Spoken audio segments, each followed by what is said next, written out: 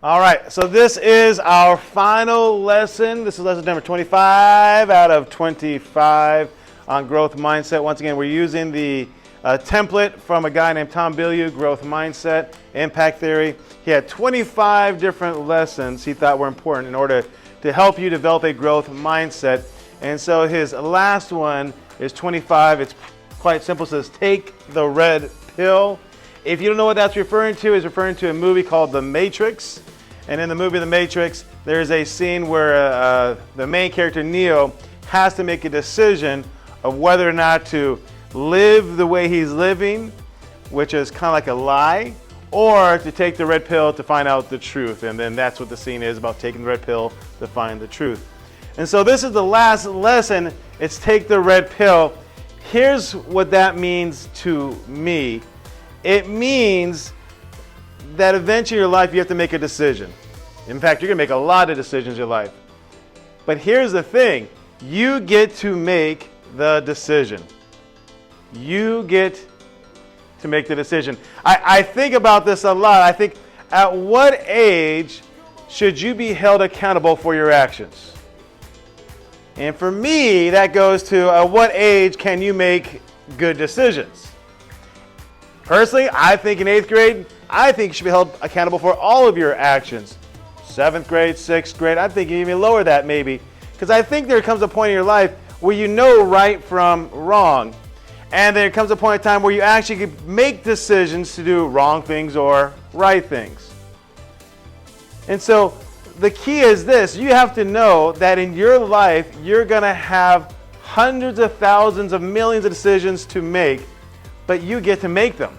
You get to choose how your life is going to unfold.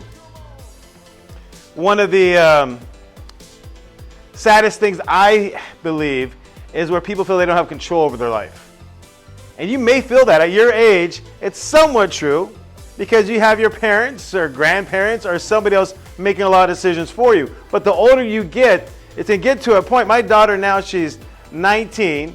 And we still have an impact on her life. We still make decisions, live with us. But there'll be a point in the next couple of years where she'll be out on her own. And however her life unfolds is 100% up to her to make those decisions. And here's the most empowering thing. Even when things are going bad in your life, you got to learn to take responsibility for that. There's a lot of things out of your control. But if you can find where you can take responsibility, that gives you power. So if something bad happens to you and you can't find any which way in which you can take responsibility for that, you are 100% powerless. COVID hits, right? COVID hits, the world goes upside down. People are dying, people are out of business, people are losing their jobs, and it's so easy to blame someone's circumstances on what's going around. COVID, right? It destroyed so many lives. But the people that really succeeded through COVID, they took ownership of it. They knew they couldn't control COVID, but they knew they could control how they decided to respond to it. And they found power in that. If you're in a relationship, think about this now. I guarantee you and your boyfriend, girlfriend, eventually spouse, you guys are going to disagree. You guys are getting arguments.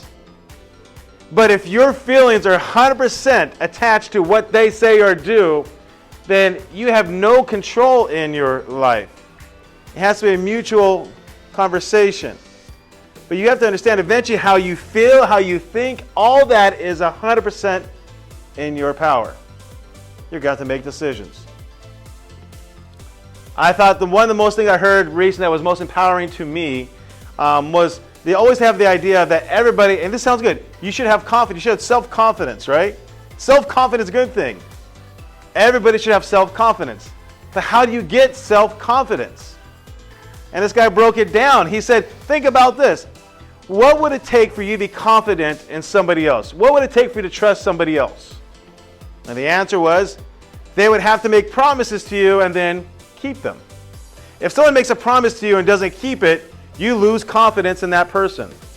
But if somebody makes a promise to you and they keep it, your confidence in that person builds. They make another promise and keep it. More confidence.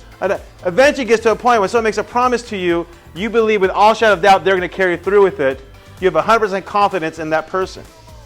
Self-confidence is when you make promises to yourself and you fulfill that promise. How many times have you said, I'm going to do something, you didn't do it? Every time you say, I'm going to do something, you didn't do it, you're destroying your self-confidence because you're not holding your promise to yourself. But I guarantee, anytime you promise yourself something and you do it, it builds that confidence in you. That's self-confidence. If you say, hey, I'm going to work out 5 days a week, and you do that, there's some self-confidence there. Adrian, would you make it the door? If you promise that, you know what, I'm going to get an A in this class no matter what it takes, and you get an A in the class no matter what it takes, there's self-confidence there because you're carrying out a promise you made to yourself and you're carrying through with it. Your decisions have to be thoughtful, conscious. If your decisions are thoughtful and conscious and have some sort of purpose behind it, it'll go far, far away. But the secret is this: you have to understand you're going to have to make that decision of how your life unfolds. So in this scene, take the red pill. In the scene, The Matrix, here's what happens. You got this guy, Neo, and Neo is living in a world that is not real. He thinks it's real, but it's not real. Kind of like our lives, right? If you think about your life, the way you're going through life right now, some of you might just be kind of going through the motions without actually being really present in your life. I know that happens to me a lot of times. I'll just get in routine, go through the routine without even really thinking about much things. I'm kind of stuck in this routine sometimes. But there comes a point where, so Neo is in this life, he knows it's not really real, he's not too sure. And this guy comes to him and says, hey, if you want to, I can show you the truth. I can show you what life really is going on, but you have to make a decision to do it. He says, either you can take the red pill and see the truth, or you can take the blue pill and just kind of stay where you're at in your life and just go through the motions. And so in this scene, that's what the scene's about. He finally takes the red pill. And then when he takes the red pill, he really does see the truth of what's going on. And gosh, you haven't seen the movie Matrix, it's the best movie out there, man. That's my favorite movie of all time, is the movie Matrix. Incredible. What I want to do is play for the scene for you real fast, where Neo has that decision to make. As you're watching this, think of your own life. Man, how much control do you have in your own life? What decisions are you making on a daily basis? Are you even really thinking about the decisions you're making? Or are you just reacting to things around you? And just think I get excited. The cool thing is this: as a teacher, once I get invited to, like, I had a student 4 years ago, and then she invited me to her high school graduation. So, in about 2-3 weeks, I'm going to her high school graduation. It is so cool to see that this person 4 years ago I knew made conscious decisions to get to a point that will lead her to the point where she gets to graduate. I get excited. Remember when we went to the high school, and a field trip to high school, and you guys were all in that big gym and stuff? I remember I was at the very top. I was excited looking at you guys, thinking, man, you guys have this whole entire future ahead of you, and some of you can't even see it. But I can see the possibilities each one has. Each of you guys have this huge possibilities in your life.